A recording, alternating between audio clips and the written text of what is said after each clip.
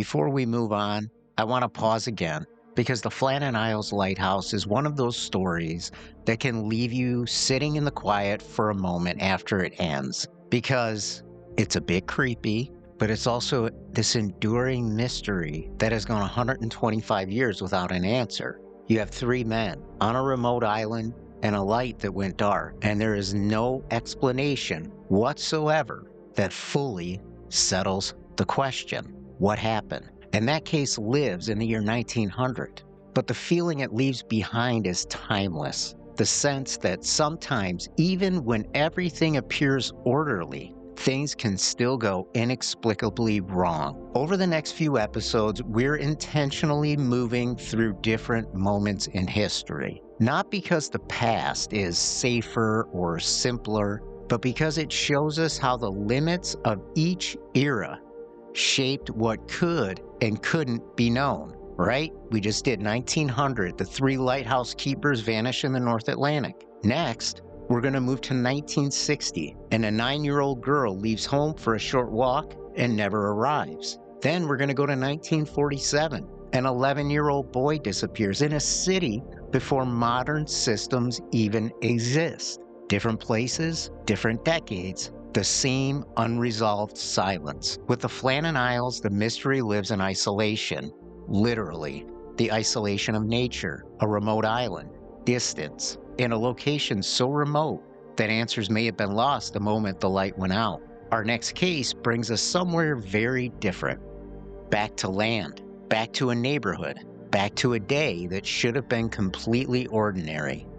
In 1960 in Essex, Maryland, Alva Paris left her home to walk to her aunt's house. It wasn't a dangerous errand, it wasn't unusual, and it wasn't far, but Alva never arrived. What makes Alva's case especially difficult isn't the lack of concern, it's the speed at which time worked against everyone involved. This was an era where children moved freely. Delays didn't immediately signal danger, and investigations depended heavily on memory and chance. By the time certainty replaced hope, the most important hours had already passed. And once again, the record narrows instead of widens.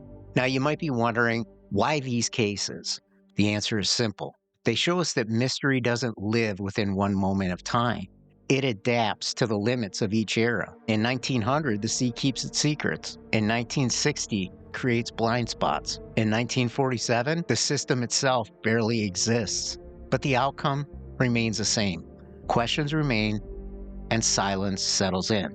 So in this next episode, coming this Friday, we'll tell the story of Alva Paris, carefully, deliberately, and grounded in what the historical record supports. We won't be speculating, we never do.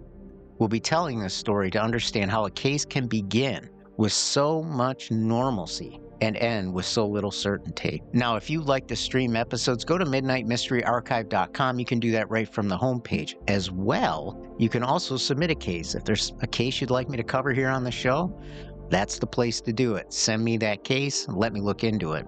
You're also encouraged to join the official Midnight Mystery Archive Facebook group, where we can go and discuss the stories that we cover here on the show and others that are in the news. This episode is supported by Invisaware, creators of discreet wearable safety devices that allow users to send emergency alerts with real-time location at the press of a button.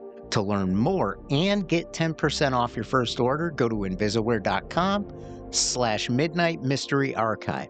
Also, a thank you to Scrivener, the writing software I use to organize my cases, but also to organize my first novel. You'll find my affiliate link in the show notes. And if you value careful evidence-first storytelling, please consider leaving us a rating on Apple Podcasts or Spotify. It helps independent shows like this reach new listeners who care about accuracy over speculation. Thank you for listening this coming Friday, the 1960 case of Alva Paris. Until next time.